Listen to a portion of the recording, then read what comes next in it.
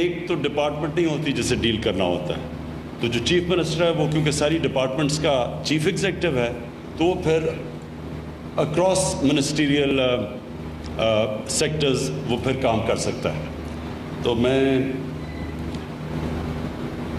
آج اس لیے آپ کو خراج تحسین پیش کرتا ہوں کیونکہ یہ پہلی دفعہ ایک پاکستان کی تاریخ میں ایک اتنے بڑے پیمانے پہ اٹیمپٹ ہوا ہے، ایک کوشش ہوئی ہے کہ ایک عام آدمی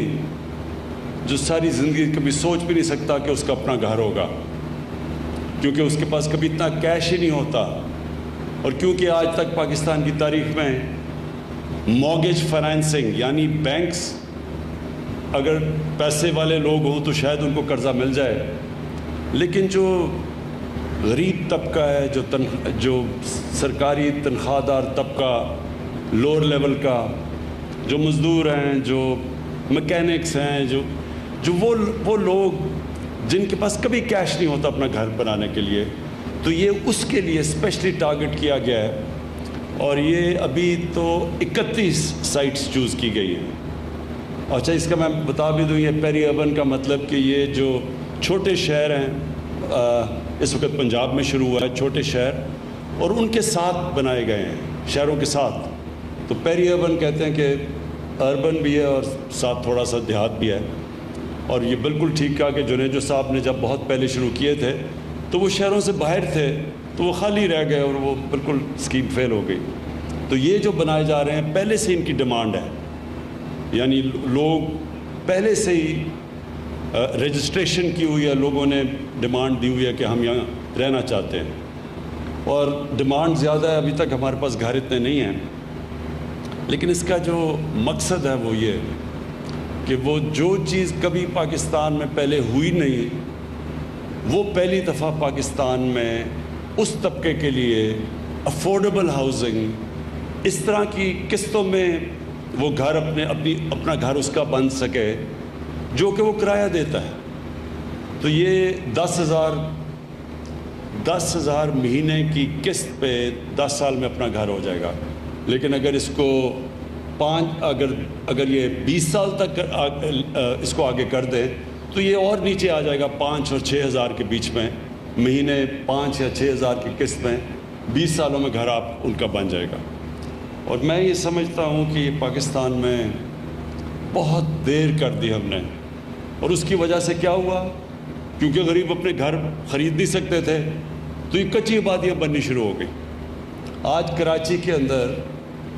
جو مجھے پریزنٹیشن دی گئی، تقریباً 40% کراچی کی آبادی کچی آبادیوں میں رہتی ہے۔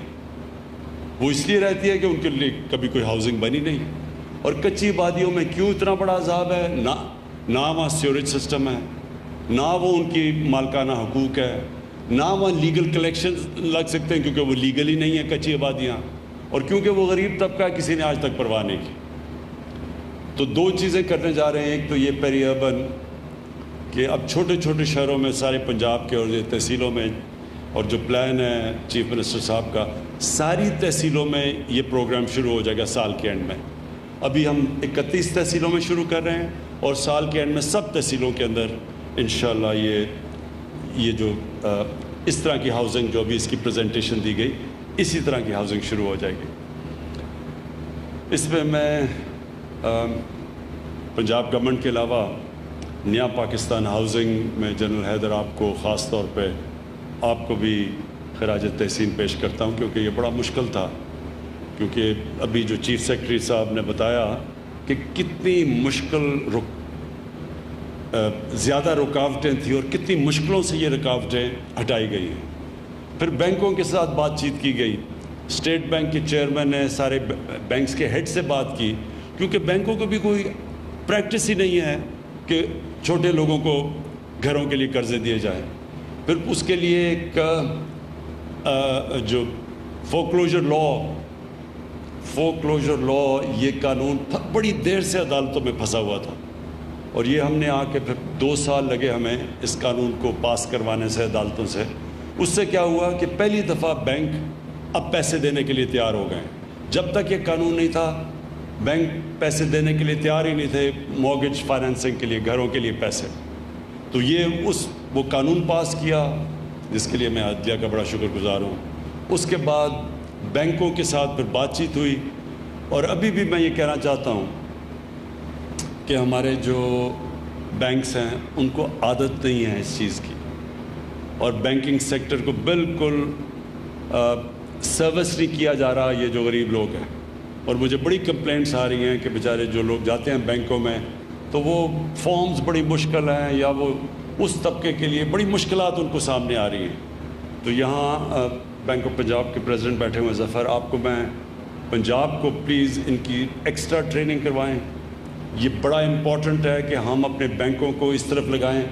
क्योंकि आसान तरीका है, वो गवर्नमेंट ने कर्ज़े लेने होते हैं, वो बैंकों से कर्ज़े ले लेती है, बैठे बैठे पैसे बन जाते हैं बैंकों के।